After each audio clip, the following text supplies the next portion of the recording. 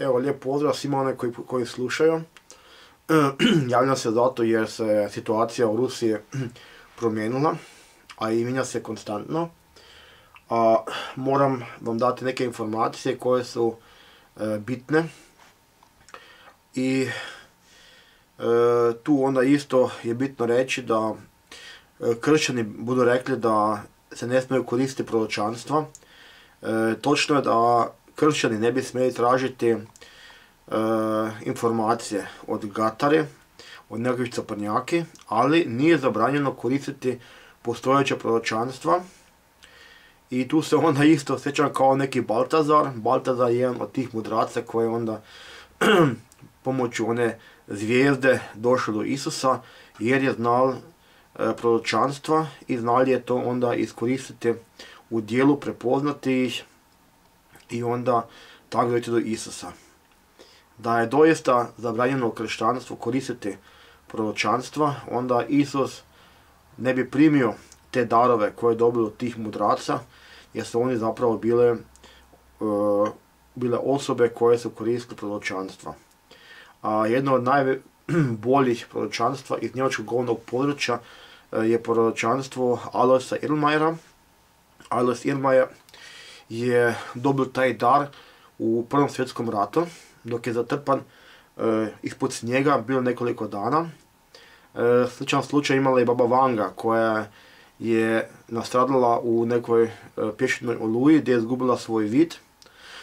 Tako da onda valjda takve situacije, takvi događaji su često ključ ljudima da dojdu do tih nekakvih nadnaravnih sposobnosti.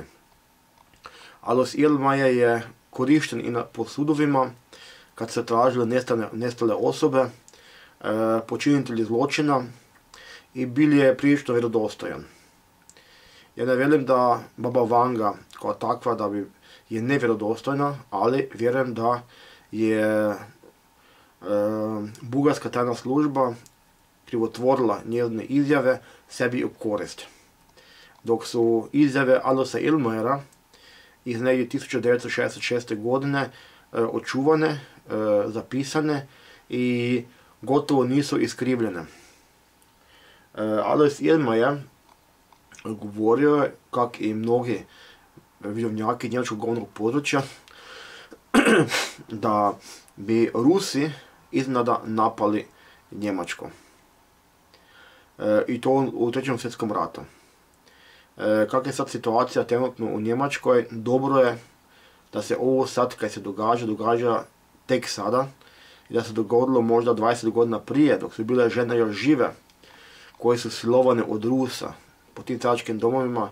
Bilo je više tih samoubojstava iz panike da Rus opet dolazi. Jer su Njemci još uvijek bili traumatizirani, pogotovo Njemice, od tog Rusa, te ruske vojske.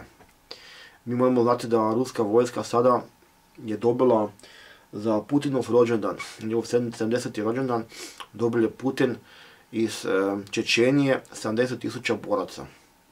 A ti Čečeni imaju dozvolu da pljačkaju, da uzimaju ratni plijen. Tako da u slučaju da bi ipak ta ruska vojska došla, napala Europu, onda bi sigurno bilo i silovanja, pljačka žene, otimačine i toga kaj je u biti vrlo tužno, grdo, ali vi trebate na te informacije da biste onda mogli reagirati na vrijeme. Alois Irlmayer govorio o tom iznenadnom napadu Rusa, kojeg su Njemci još prije 8 godina smatrali da bude se ono dogodilo onda, jer je rekli da u to vrijeme ne bude fašinga, ne bude maškare. A baš tu prije 8 godina dogodila se nekakva teška nesreća vlakom i onda baš zbog toga, zbog današnjih žalosti, nije bilo maškarade u tom dijelu gdje je inače Alois Irlmayer bil. To je negdje tam kod Bavarske. Tada su onda Njemci rekli onda bude Rus napal, ali tek sad vidimo tu mašineriju koju Rus sad priprema, da to ipak ne bi tak prek noće i ne bi tak iznenada jer on prvo mora pokrenuti svu tu vojsku, mora ju obučiti, mora biti spremna zapravo. A takva vojska bude spremna negdje za 2 mjeseca najkasnije, tih nekih 1 milijun vojnika. Tu su neki youtuberi iz srpskog govornog područja to objavili, da bi onda Rusija kao preuzela cijelu Ukrajinu. Bitna je činjenica da bude Rusija imala tu vojsku koja bi mogla realizirati proročanstvo Arlosa Ilmajera. Da iznenada ta velika sila krene prema Europi, se pregazi i dođe čak do juga Francuske, znači onaj južni dio. Arlos Ilmajer govorio je da se to bude dogodilo noći nakon ubojstva jednog visoko pozicioniranog, treće pozicioniranog čovjeka, možda predsjednika. Nije rekli koja to osoba bude, ali je rekli jednoj curici, dok budeš ti starija, dok budeš ti baka, onda kada čuješ u vijestima da je ubijen taj treći visoki čovjek, a ti budeš kod Hamburga, bježi sa lijeve strane Rajne, nizvodno do Bavarske i onda budi na južnoj strani Dunava, tu si sigurna. Znači, kada ona to bude čula u vijestima, imat će još vremena da s autom pobjegne. Jer jutro bi već, znači jutro narednog dana, bili bi već Rusi na Rajni. I sad je tu isto pitanje, ako mi čujemo tak neke, mi čujemo u vijestima da je ubijen kod nekog sastanka, znači konkretno rekli Ilmajer da bude taj neki predsjednik ubijen kod nekog sastanka, tamo da izlazi sunce. Znači, to gledano iz Bavarske bi to moglo biti Budimpešta, moglo bi biti sve ono gdje sunce izlaze. I sad isto se pita koje vrijeme bi to bilo u godini.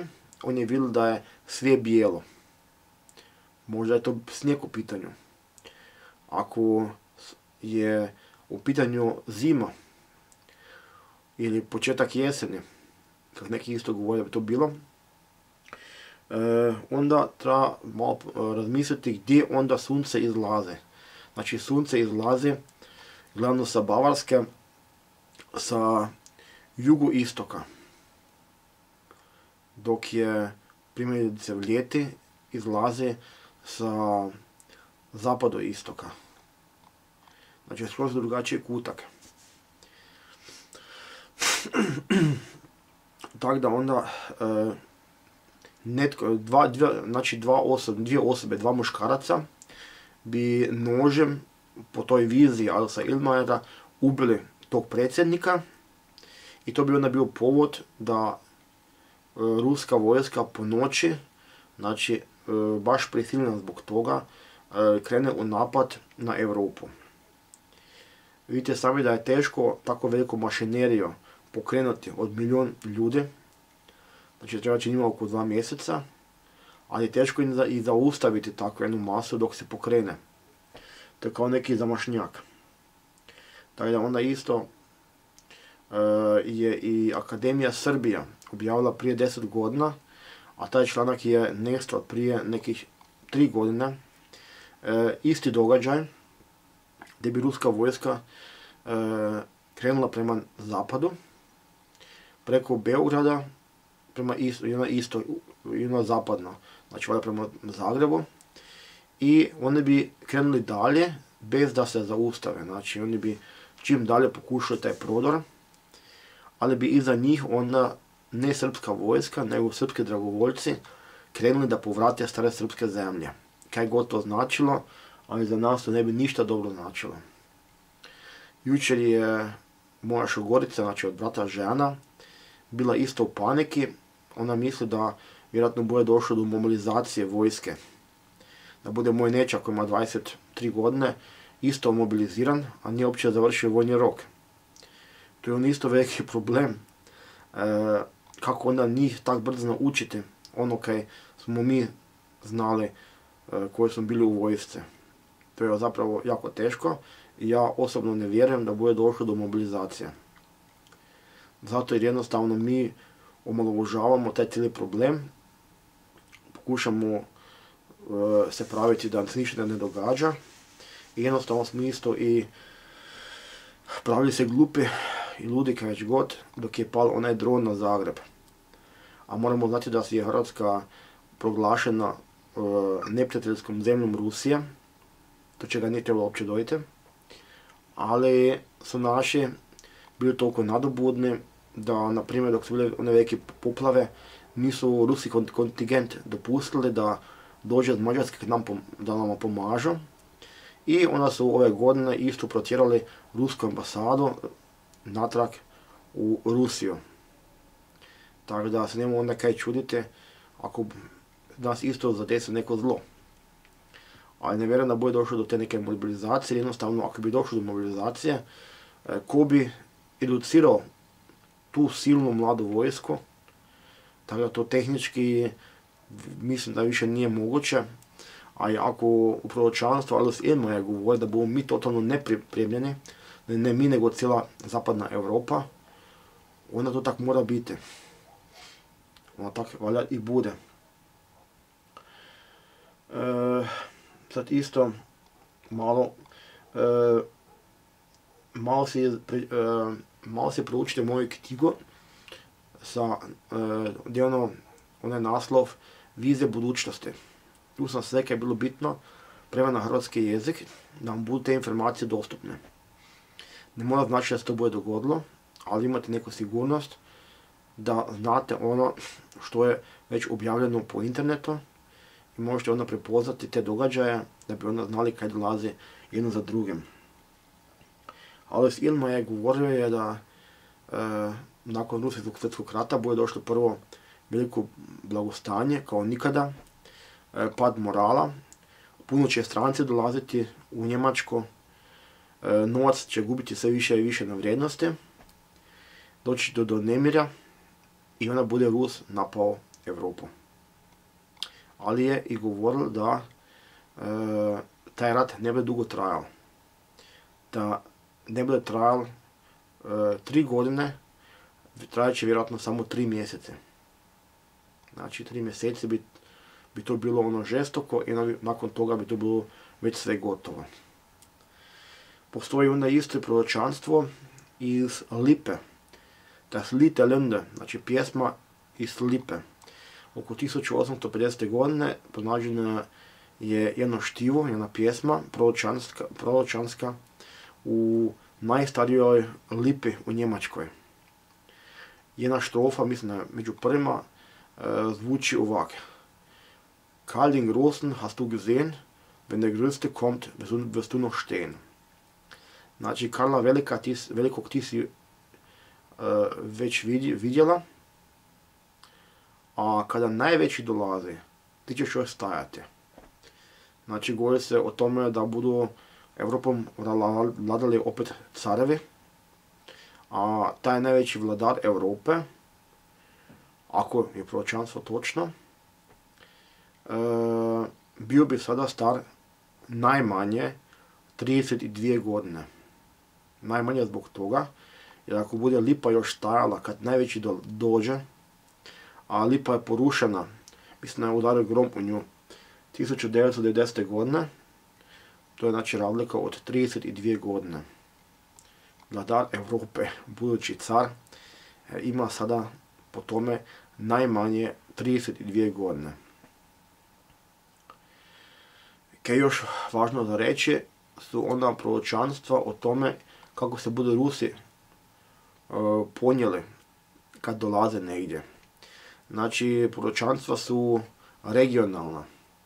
Ona se ne odnosi na cijelu Europu, nego samo na taj dio gdje je taj vidovnjak, taj vidoviti čovjek živjel.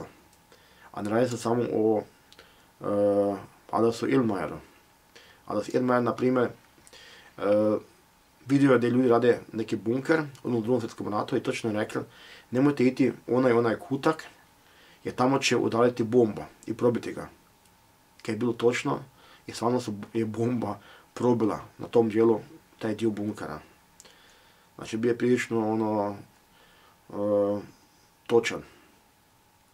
A ovi kad su isto vidjeli to, ostali ti vidovnjaki, kakve god, vidoviti ljude, oni su vidjeli znači, svoj kraj u tom razdoblju. Mnogi govore, ako Rus dođe, on će pobrati sve muškarce i odvesti sa sobom. Ko ne želi iti za njim, da bude odmah ubijen. A oni koji pođu sa Rusom, više se niko od njih ne bude vratil. Sad se budete pitali kaj boš ti mogo napraviti.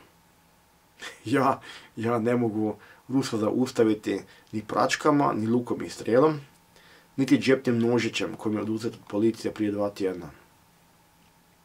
Jednostavno dok čujete da je neko ubijen na nekom mirovnom kongresu vjerojatno, vi odmah morate nestati. Morate se maknuti jer onda vjerojatno počinje kaos. Ako se ne bi ništa dogodilo, budete sretni, to je bila ona lažna uzbuna. A malo se sjetite koliko je bilo lažnih uzbuna u doba Jugoslavije, dok je stvarno Rus došao do Mađarske i gdje su se stvarno kopali bunkere po Kalniku, jer je Kalnik trebala biti prva linija obrane. Međimurje se nije dalo obraniti, Međimurje bi se prepustilo neprijatelju. Možda imamo sličnu situaciju sad, da jednostavno nas, taj NATO i kakvić god, želi prepustiti neprijateljom jer se kod nas ne može obraniti. Možda smo mi u neku ruku to nekako Međimurje kako u doba Jugoslavije. Da zbog toga niko tu ne pisne, svi misle da bude sve super i da bude sve odlično. A možete sami znati dok je Rus došao i dok je bio u Drugom svjetskom ratu, dok su bili savjetniki ruske kod Tita, da su redovito silovali partizanke. I tu isto je bilo puno tih pritužbi, ali Tito nije ništa poduzeo, zato jednostavno je trebalo tu rusku pomoć. Žene, njima jedno mogu dati neki savjet, ako se tak nekaj dogodi, ako čuju to u vijestima, najbolje se ušišaju u mušku frizuru, da si našminkaju podočnjake, da izgleda kao su bolesne i da obuku mušku odjeću, da djeluju kao djeca. Od svih tih koji su, znači 4 sila koje su zauzeli Njemačku, Rusi su najmanje bili skloni pedofiliji, najviše su bili tome skloni Englezi i Rusi su najbolje postupali prema djeci. Tako da onda vjerojatno bude to isto tak, makar ako zna ako dođe Čečeni, ti neki mudžahedini, kak to onda bude. A ako ste već kod toga, baš sam pričao o tome koji je inače historičar, kako se proveli naši ljudi u ruskom zarobljeništvu. Bilo je čak i Hrvata koji su bili knjižničari u Moskvi, jer su živjeli u doba kraljevine SHS, gdje su onda znali isto ćirilicu. I mi znamo taj slavenski jezik, tako da smo onda često bolje prolazili nego na primjer Švabi u ruskom zarobljeništvu. Da vidim još, ajde sam kaj zaboravio, sam se puno toga zapisao, kaj je možda bilo bitno sad spomenuti, ali uglavnom je bitno, da, kaj je isto bitno, ne morate vi meni vjerovati, ne morate vjerovati nikome, ali bilo da jednu drugu stranu vi proučite, slušate, na primjer na YouTube-u, oni kaj objavljuju sa ruske strane i sa ukrajinske, a činjenica je da u ratu prvo nastrada istina. Druga stvar je, rat se sa ratom hrane. Možda se zamislite da koliko košta Rusiju jedna vojska koja stoji od milijun ljudi svaki dan. Znači oni se ne mogu dopustiti da mobiliziraju milijun ljudi i da oni samo tako čekaju, jer to sve košta. Tu nema učinka, nego samo troškovi. Oni moraju tu vojsku pokrenuti ili je raspustiti. A ovo tu sve, kaj se tiče Ukrajine, me podsjeća na primjer na Poljsko 39. godine. Tu su Poljaci maltretirali njemačko stanovništvo i onda je Njemačka preuzela, znači anektirala je, napala je Poljsku i podijelila se Poljsku sa Rusijom. I sad se malo zamislite kad su oni krenuli onda dalje, na Jugoslaviju na primjer. Znači tu je uvijek bilo neko razdoblje, a rat u Ukrajini traje sad od 2. mjeseca, znači 8 mjeseci. Ko zna kaj je sljedeće. Možda oni budu pregazili Ukrajinu i krenuli dalje, ne zna se.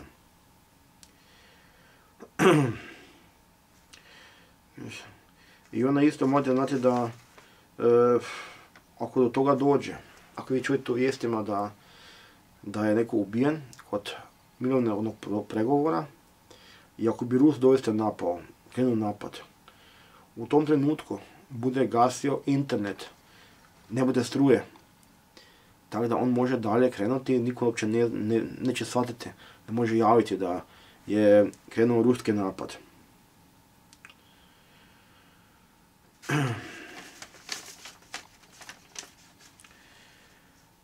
I onda nemojte si misliti da je lako nekak proći i da su ljudi svi jako dobri. Da sam baš gledao na nekoj stranici gdje Njemci bježe iz Njemačke. Nekakva je obitelj, imaju tretloksice, imaju pirse, imaju tetovaže. Žena izgleda kao da je bivši muškarac. I oni su krenuli da se spase u Albaniju. I sad taj muškarac traži, da su valjda u Hrvatskoj, na putu, valjda su sa kemping kućom, traži posao u Hrvatskoj gdje bi ona mogla neke raditi, pomagati ljudima, tek toliko da dođe do hrane za svoju ženu i svoje dijete. A to zapravo nisu nikakvi radnike i ja se isto pitam kako oni misle proći. Jer dok dođe do nekog kolapsa, ona se samo bližnjoj pomaže, znači pomagati nekom strancu i onda oni ako nemaju kaj sad za jesti, kaj budu nakrali. Ako ti neko nepoznati krade, bez zaleđa, bez obitelji, koji u biti niko ne upitao za njega ako nestane, i ako više nema zakona, onda se pitam kako se ti ljudi uopće usude na takve nekakve poteze. A sami znamo da u Albaniji se i žene prodavaju. Mislim, to je totalno glupo i neodgovorno.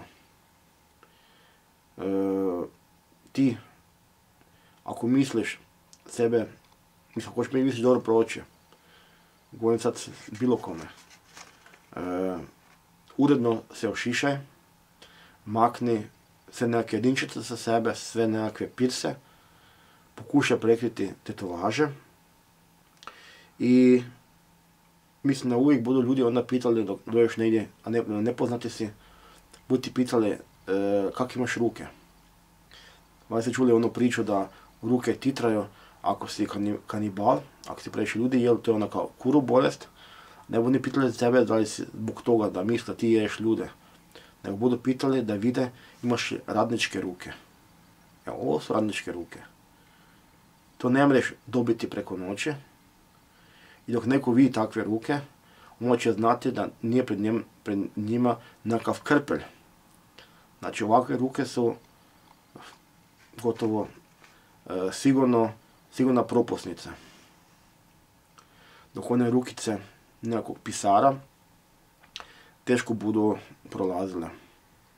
Pogotovo tam gdje onda su potrebni ljudi koji su kvalitetni, koji su radišni, koji su korisni. a ne samo jelce koji budu maštali, pričali neke pričice, a budu totalno beskorisne. I isto sam govoril, da mi smo potrošna roba. Evo isto sad snimam, ne zbog neke osobne dobiti, nego zbog toga da imam neko zadovoljstvo, da prenesem vama neke korisne informacije. Natoč tome da budem zbog toga imao možda opet probleme.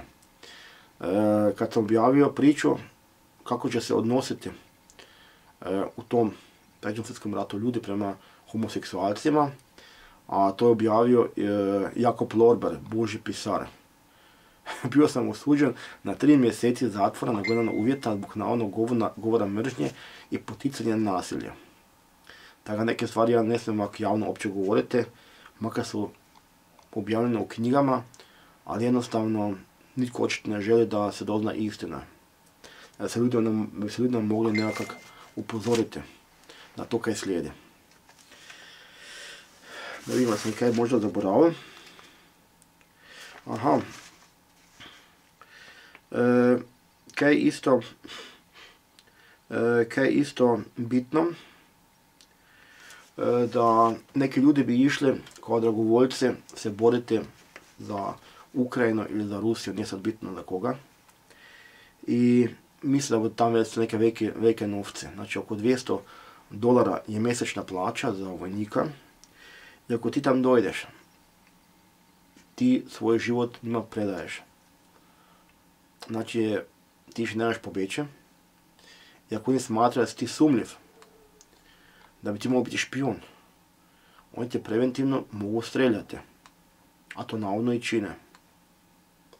Tako da ja uopće ne bi na bilo koje mjesto išao se boriti za Ruse ili za Ukrajince, jednostavno rat bu došao do nas prije nego što mi bomo to htjeli.